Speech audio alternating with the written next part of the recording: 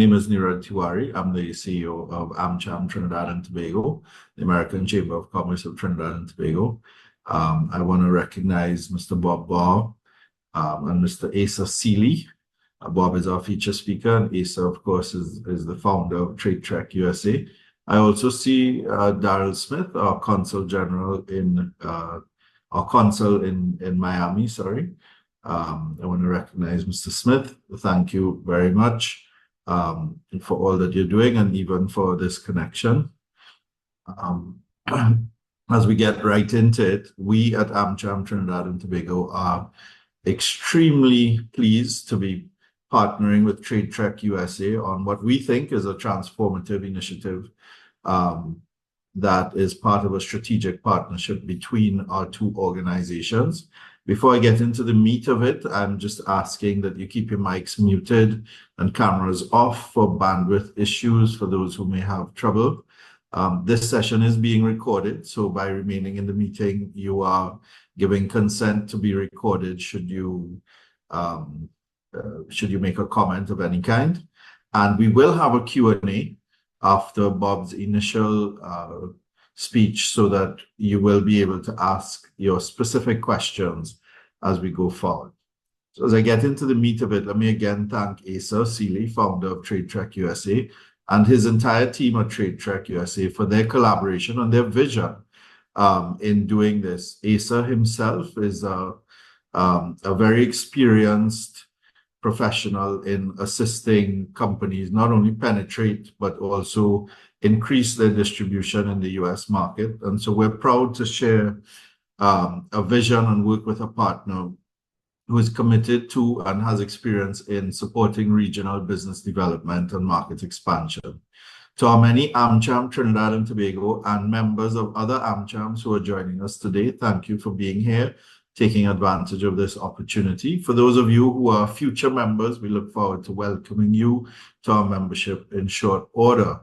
At AmCham Trinidad and Tobago, we're always looking for ways to create more value and impact growth of businesses. And this is another example of how we're building bridges to international markets by connecting our members to the knowledge, resources, and partnerships that foster export readiness and global competitiveness. When you signed up, you may have realized that you get a free membership to TradeTrek, and through that platform, will get some assistance should you wish to access it to expand or to enter the US market. And I encourage you to explore that and see what value you can derive therefrom. This series of webinars is not only aimed at Trinidad and Tobago companies, but any companies really that want to expand to the US. There's a lot of scope to expand to the largest economy in the world and a country which for most of us is our largest trading partner.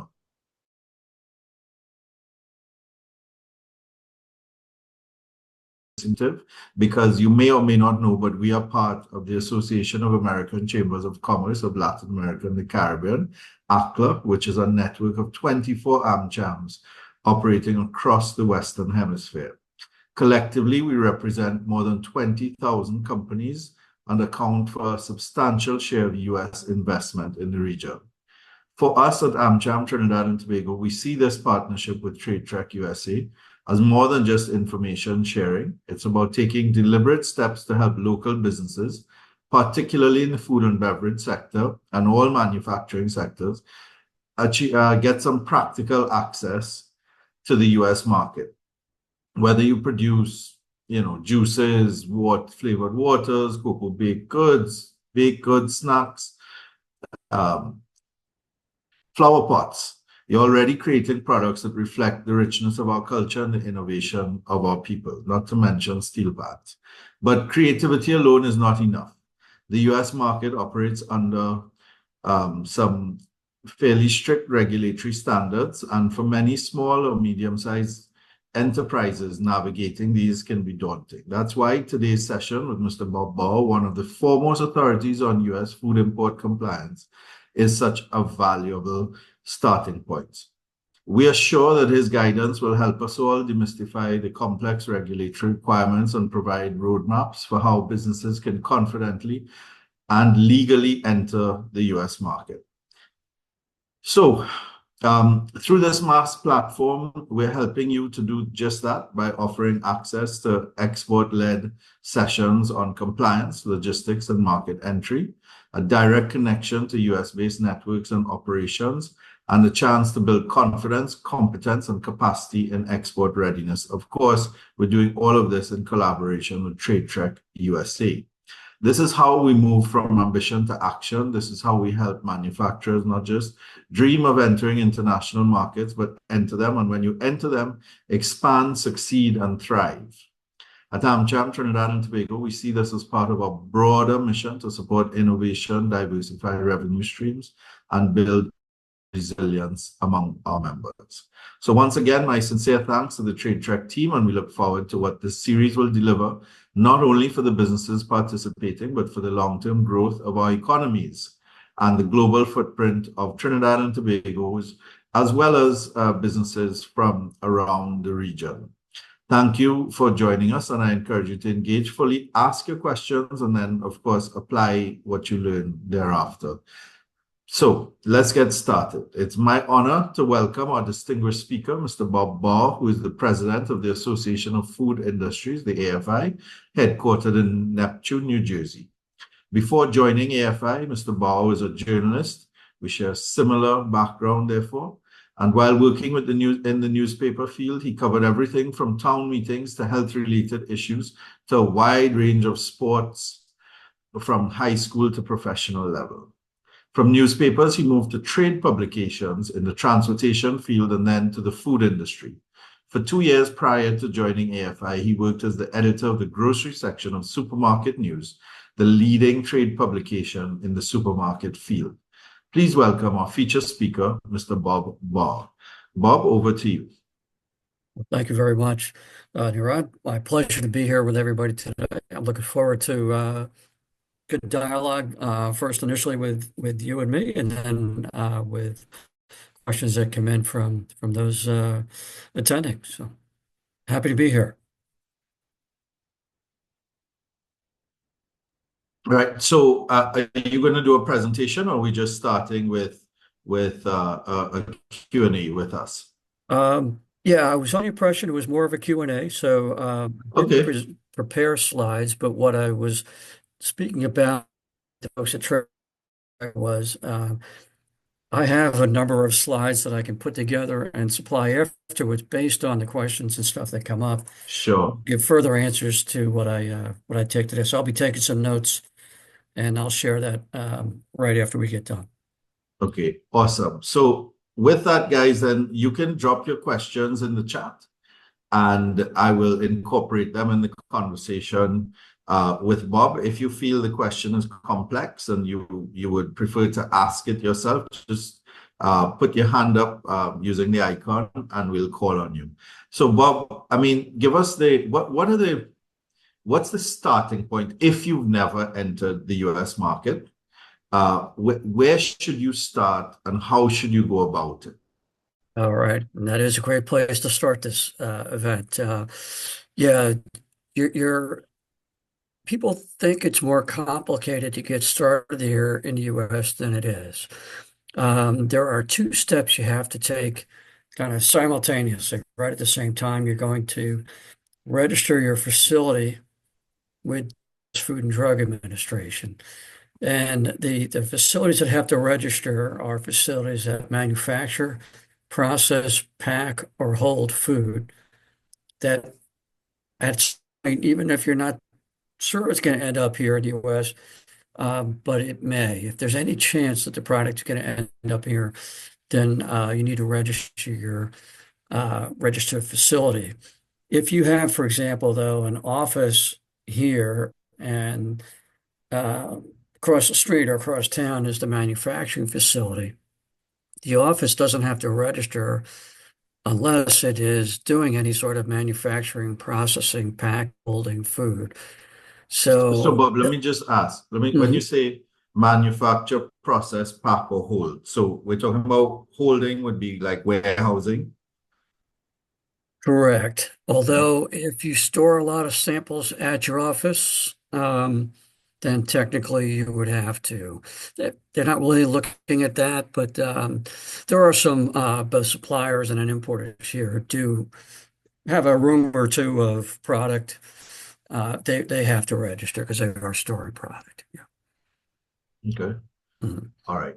So you have to do that, but you also want to find someone who will buy your product. So you were Right. saying two things simultaneously. Right. And the buying actually the potential buyer actually comes next.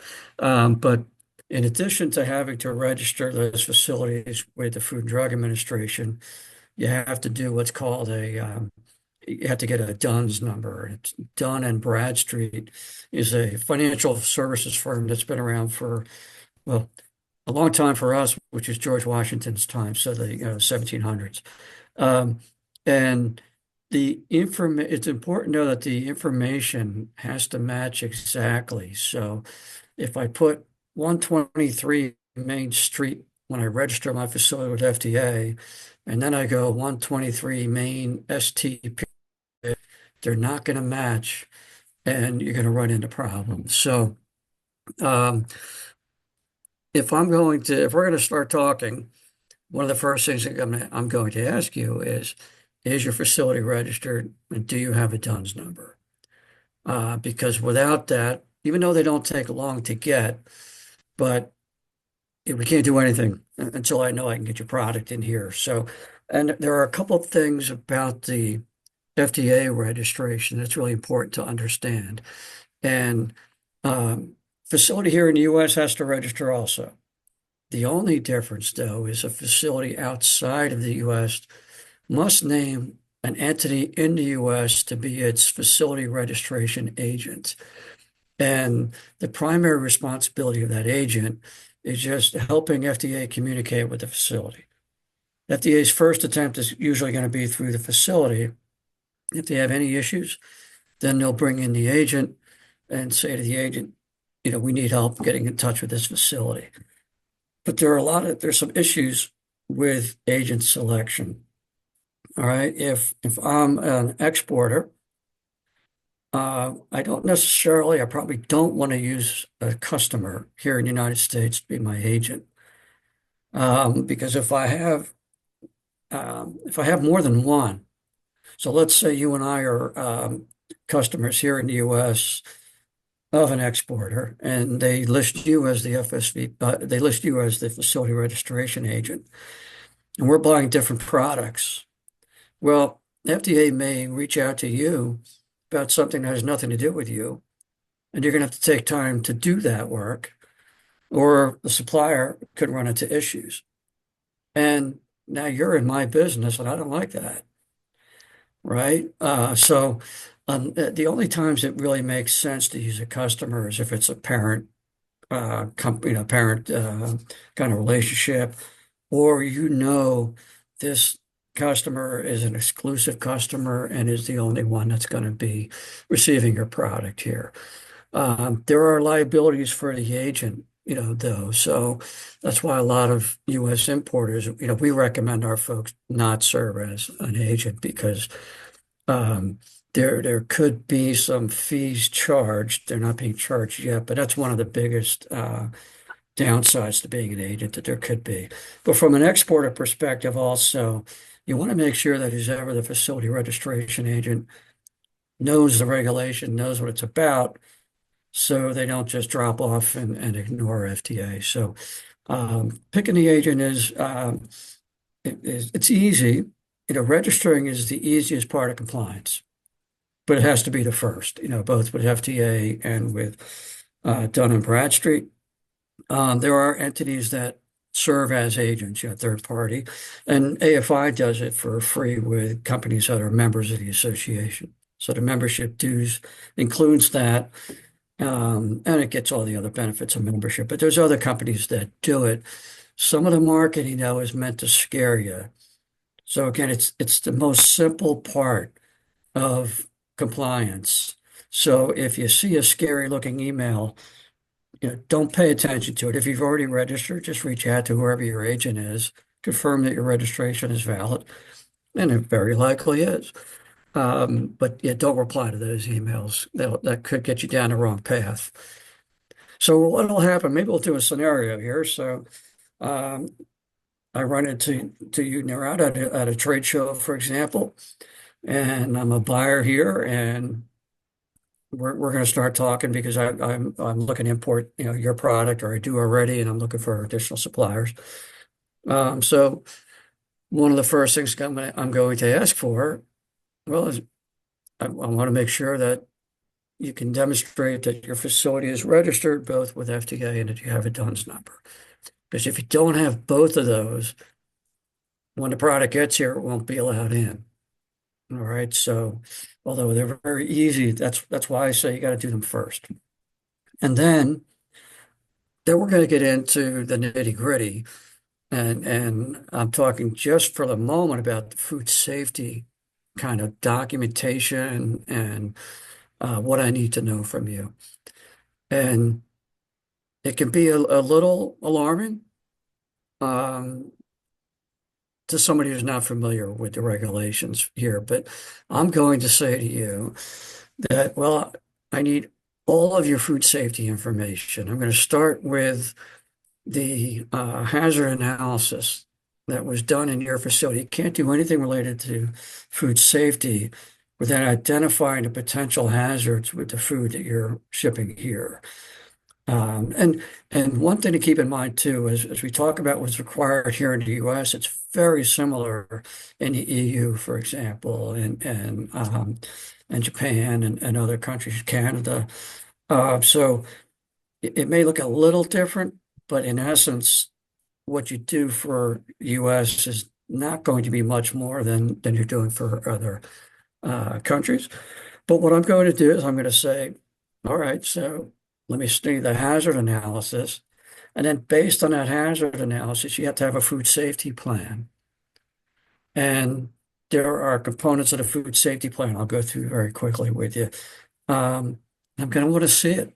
I have to see it because there's a regulation in the United States called the Foreign Supplier Verification Programs regulation. And through that, if I'm your customer, I'm responsible for the safety of that food. Now, you still have responsibilities and liabilities, but I am the one who will get fined, go to jail, something like that if it's something that's really bad. So before I'm going to buy from you, I'm going to say, okay, first off is a hazard analysis, and it may be part of the same document, just further down the road, you get into, it's called a preventive control plan. And this is one slide I'll put together with you. It's a nice circular graphic, and it outlines what a plan should have. So you identify the hazards. So that's number one. Then the second one is you put preventive measures in place to keep those hazards from happening, right? And then from there, you monitor that those preventive controls that were outlined are being carried out. Because you can't just give me a plan and say, this is what we're doing. You have to give me proof that it's happening. And what I'm doing when I'm first talking to you, when we meet at this show or whatever, we're starting the dialogue, and it's the beginning of an approval process. I have to approve each and every foreign supplier whom I buy from for each product. And if they have more than one facility, I have to have documentation that I did it for both facilities or three or however many. So it's a process that I had to go through.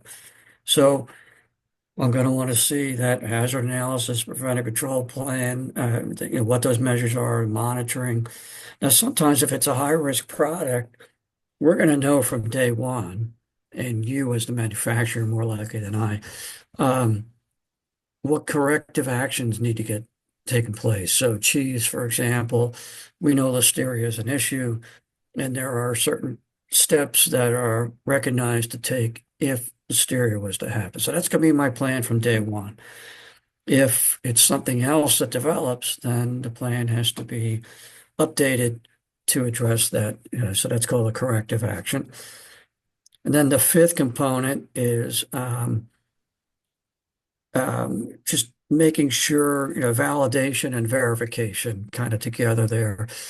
Again, verifying that the prior steps are in place and being carried out, and then making sure that the methods being used are current methods, not something from 50 years ago that nobody else is using. And then the last part of that circle is record keeping. And FDA has said, if it isn't written down, it didn't happen.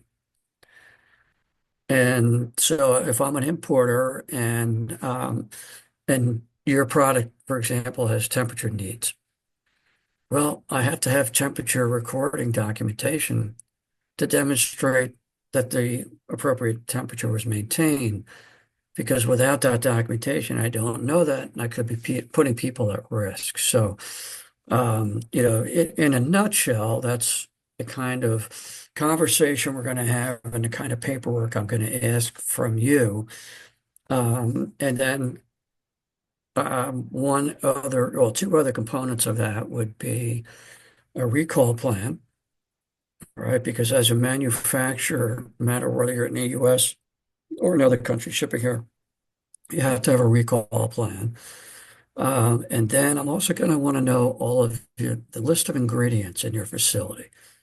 And some people don't want to give that, but you have to look at it from my perspective here if I'm a U.S. importer. I'm responsible for the safety of what's coming in. And if I'm only thinking about my products, I just had tunnel vision, and I don't know that you have peanuts in your facility, and I don't even consider it, I won't know to make sure that that allergen cross-contact issue isn't being addressed. And I could be putting myself at risk from a business standpoint, but also anybody who has my product here at substantial health risk. So you're going to be asked a lot of questions.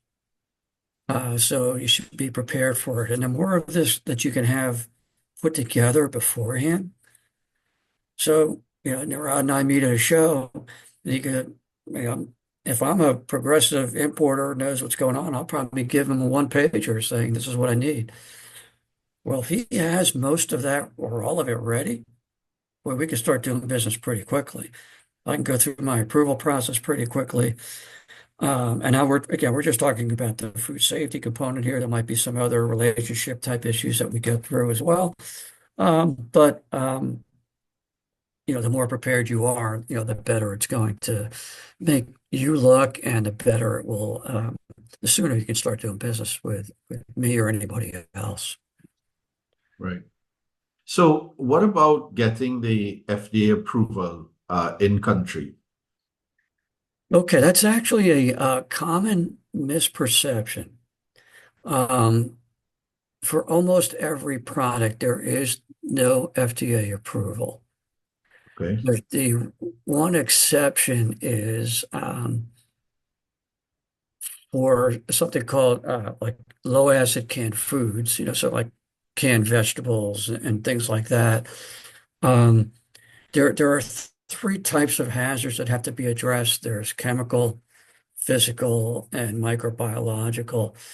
Well, for low acid canned food, that's the only instance where if I'm a producer, whether again I'm in the US or anywhere else, I have to submit my process, they call it, so my production process to FDA, and they're going to go through, but they're only looking at microbiological, and then once they give you the approval, then you can start marketing that product in the US. But other than that, there is no FDA approval.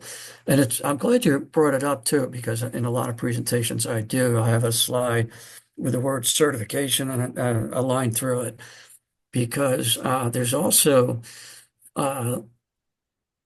really no FDA certification of products. So sometimes I'll go to a trade show and I'll see, particularly when a foreign country has something on there FDA certified. So it's showing that they're not fully up to speed on the US regs, and it's fine. I mean, there's a lot to know, but they should be probably putting FDA registered. That way people know that, okay, they're registered, and that step one is taken care of. But thankfully there is no certification because, just think of all the layers that would add and the time and everything else. So thankfully, no, but it also leads into kind of another comment. A lot of what I've been talking about so far is all FDA related. And so you have the regulatory reality that you have to comply with FDA. You always have to consider too the commercial aspect of things.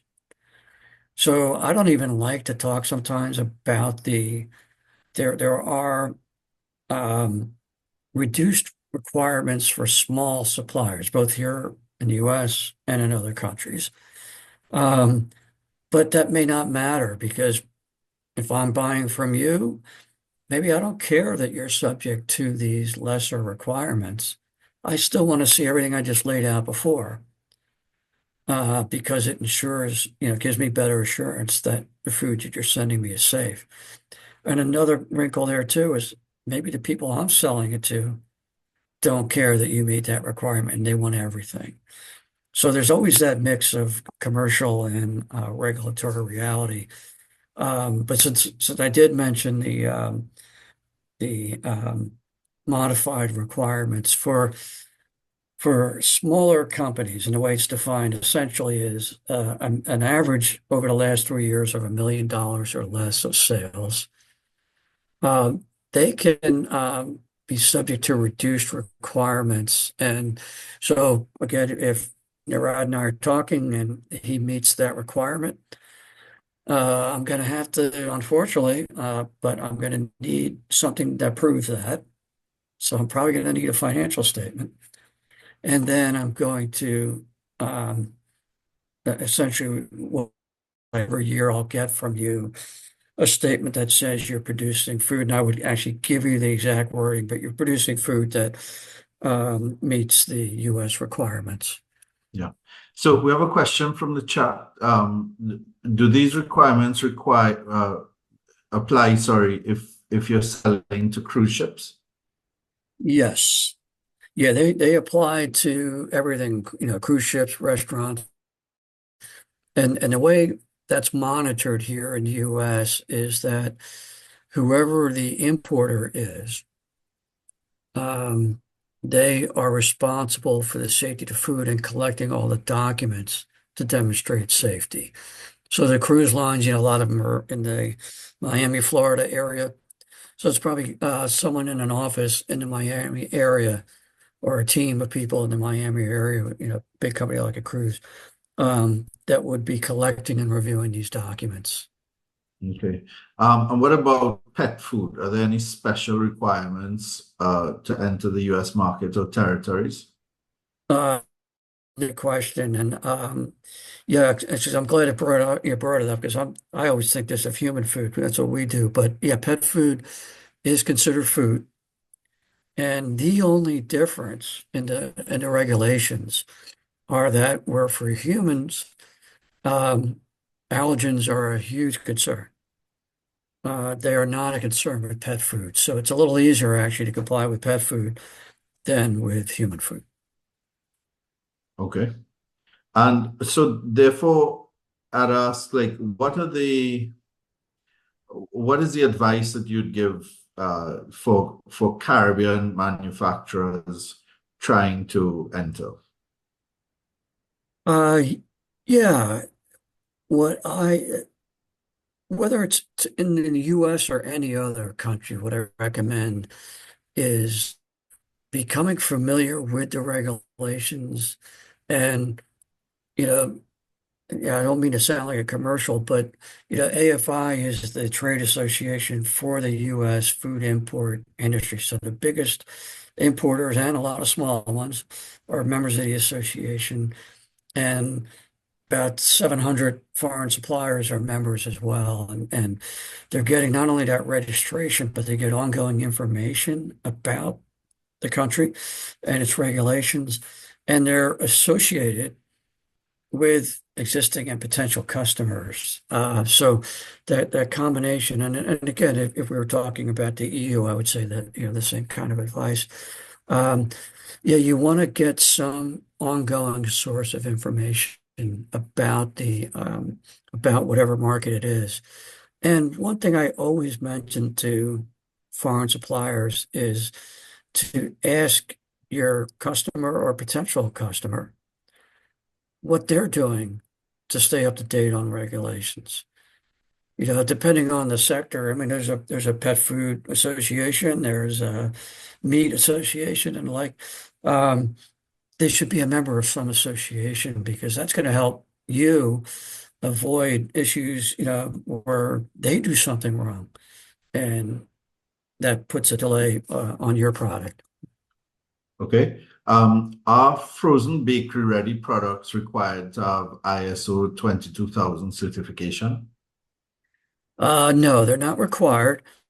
But a certification like that, ISO, or, if you're undergoing a third-party audit, and things look good, that helps to demonstrate, um, that that would help me as your customer here in the United States demonstrate that you are shipping safe food here. But what a lot of people don't realize is they think, oh, I can just hand over that ISO certificate. But unfortunately, that's not the case.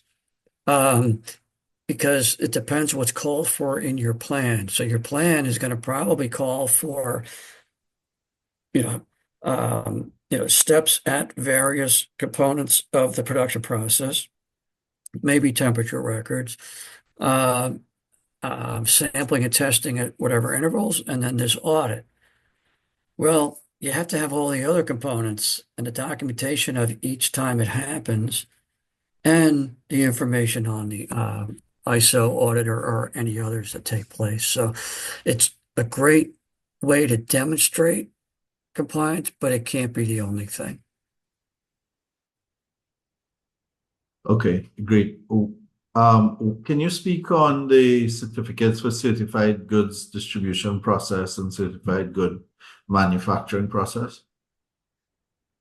Again, I'm not sure I understand the question there because, again, there's not a required certification for a manufacturing process and the like. So, what I'm going to Yeah, need. let me just ask, Gabby, do you want to open your mic and just explain that?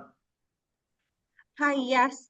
So when we went to Sea Trade in Miami, we would have spoken to the Carnival Cruise Line, and what they had said is in order to sell goods into the cruise lines, we would need a CGDP, which is a Certified Goods Distribution Process Certificate, and a Certified Goods Manufacturing Process Certificate. So I was just wondering, what steps do you take to get those certificates? Okay, so that sounds like, see, when I mentioned the commercial reality versus regulatory reality, that's a good example there. So that sounds like a requirement that cruise line has, um, but it's not an FDA requirement. So, in an instance like that, then you have to work with who's requesting that, and them give you the specifics of what it is that they're requiring. Because it isn't a regulatory requirement. Yeah. Okay. All right. Um, let's see. Do we have any other questions from the chat?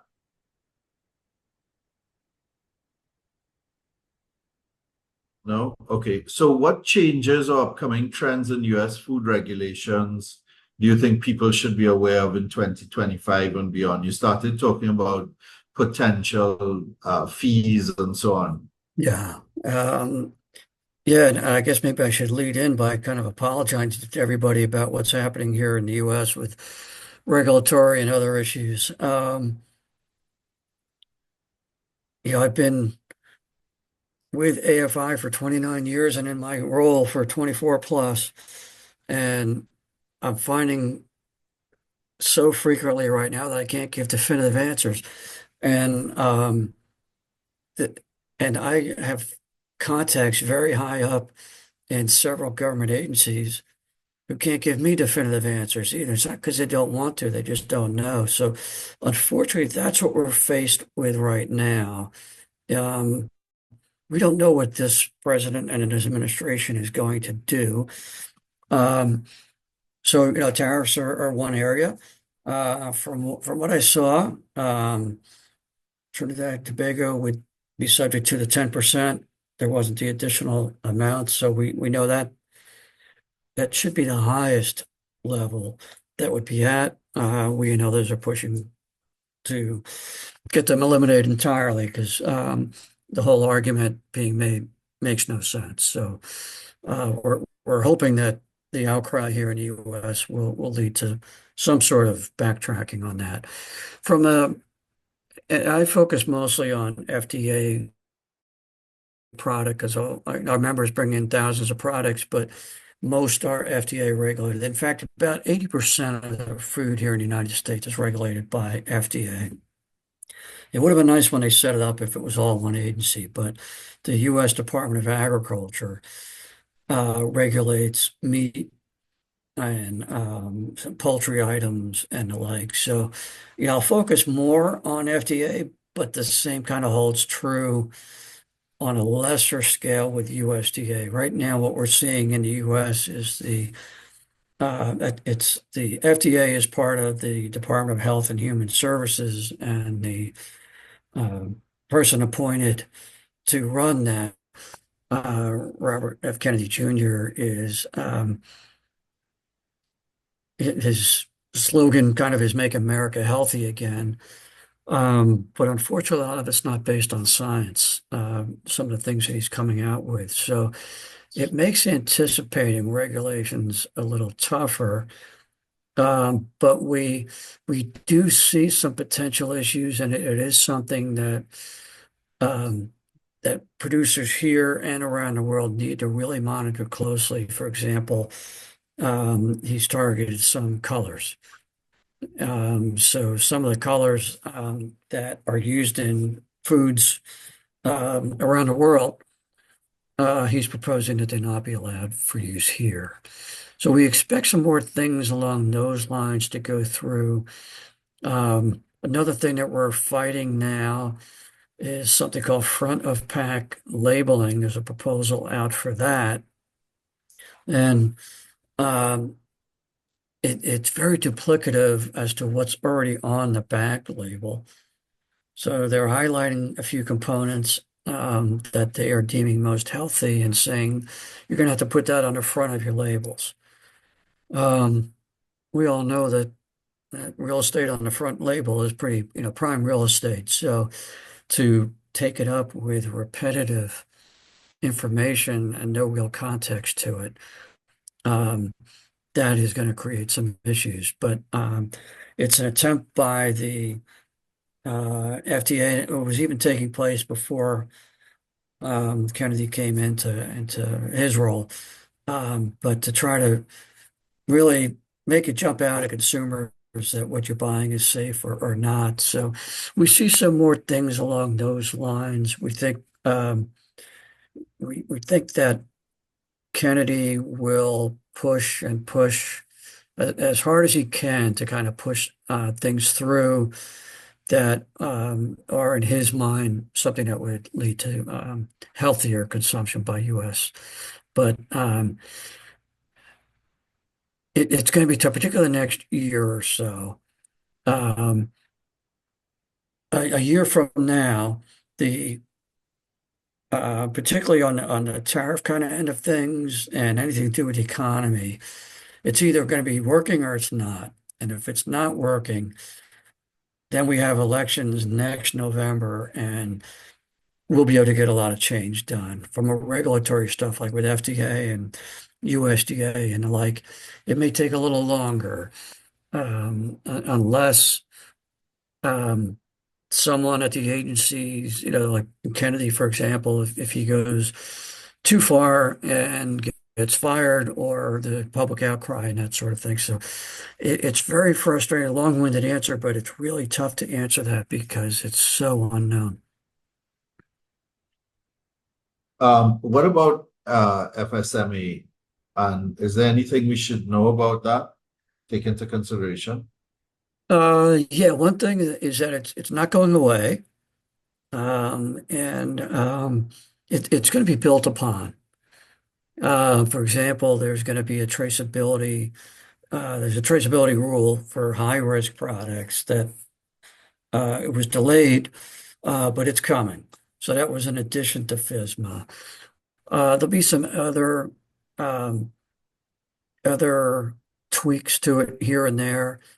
And one of the things I recommend is that any supplier anywhere in the world have at least two people take the course on, we'll refer to it as the human food course, but there's also one for animal food.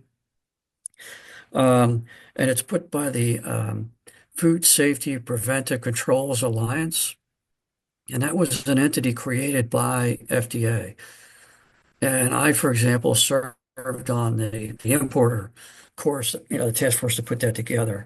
And these courses are the best way to understand what the regulation is and what you have to do to meet it.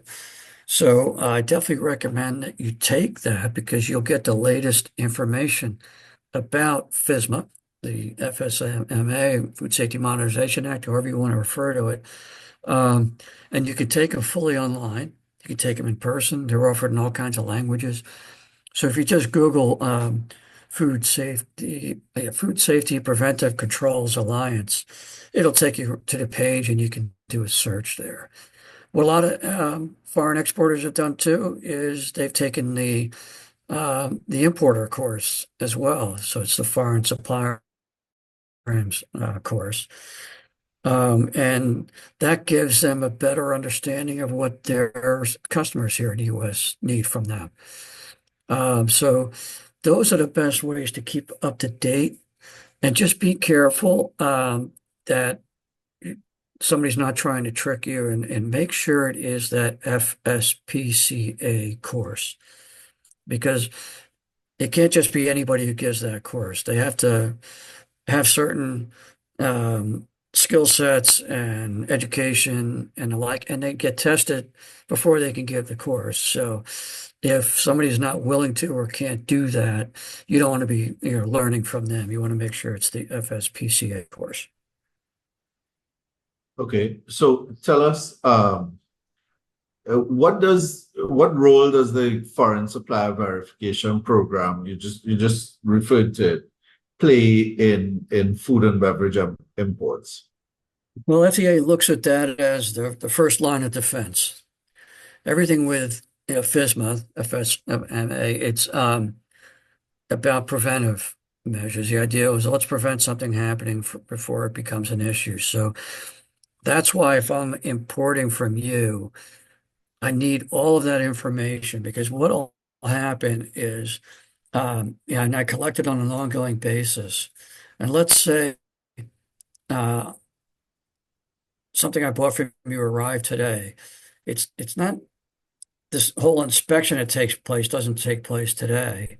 It takes place about 6 weeks and 2 months later, and it's random. So, I think there were about 20 people on the session.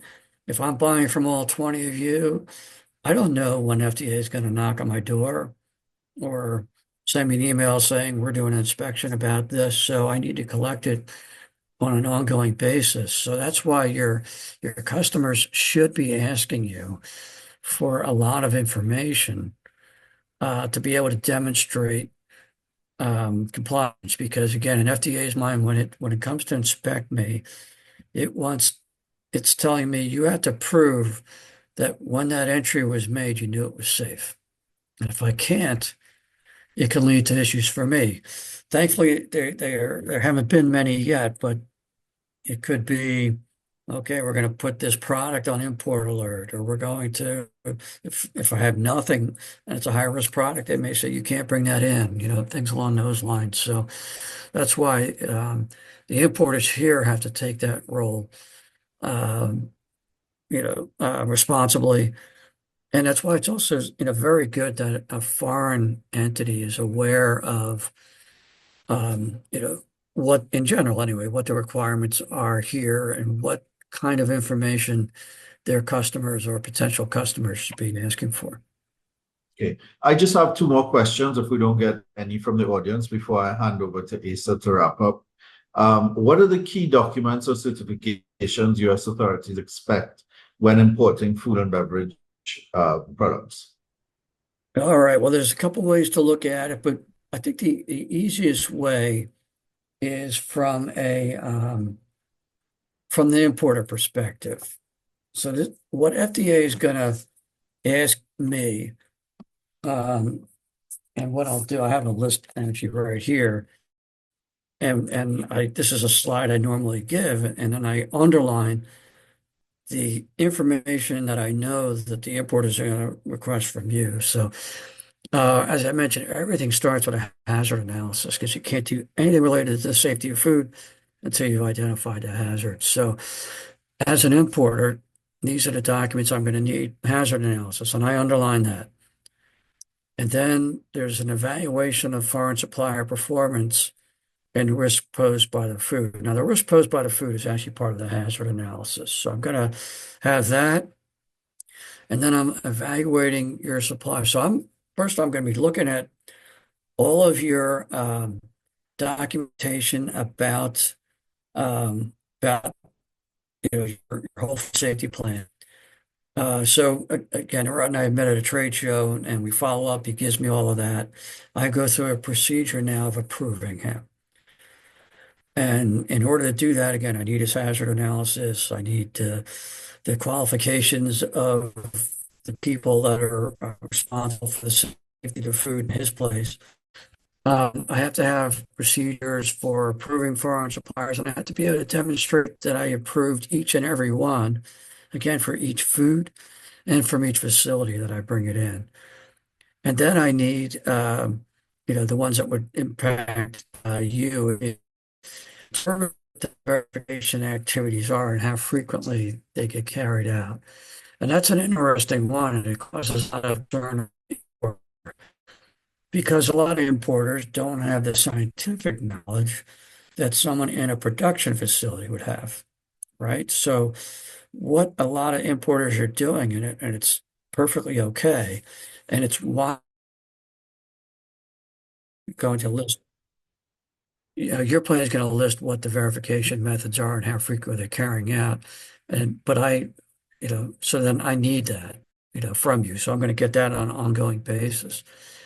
And then any kind of corrective action that's taken. And that's really important. And one of the things I stress when I do my training sessions on FSVP is the role that communication has. So let's say it was in your facility, you have an in-house lab and you discover a problem. You want to be very open and upfront with me and notify me there's been a problem. And here's what we're recommending, or here's why it happened. We don't think it could ever happen again, or it might happen again. This is what we want to recommend. And we're going to take these steps and we're going to test at this frequency, make sure it doesn't happen, and then give me the results and things can move along. So that's an example of communication. Another one would be maybe FDA sampled that product at entry and it found a problem. Well, I'm going to reach out to you and we need to have that same kind of conversation. So we're going to document all of that because if it didn't happen, if it's not written down, it didn't happen. And then, the other thing is I have to go through a renewal process of you. So let's say I approve you today. So April of 2025, then in April 2028, even though I'm checking up on you on a daily basis because I'm collecting information from you all the time, I have to go through a reevaluation process of you and put that documentation out there. So one of the things you're going to see is that it's an ongoing relationship, particularly, the more frequently you're shipping things here. If it's once every 6 months, hey, that's great. But I'm not going to need all the documents from you all the time. It's just going to be for the time frames where my food was produced and things. So it can get a little easier, depending on the size and scope of what's being brought in. Well, we're quickly running out of time, so I'm just going to hand over to Asa now to wrap up. And thank you, Bob, for so much information, so clearly, so concisely, and in such a short space of time.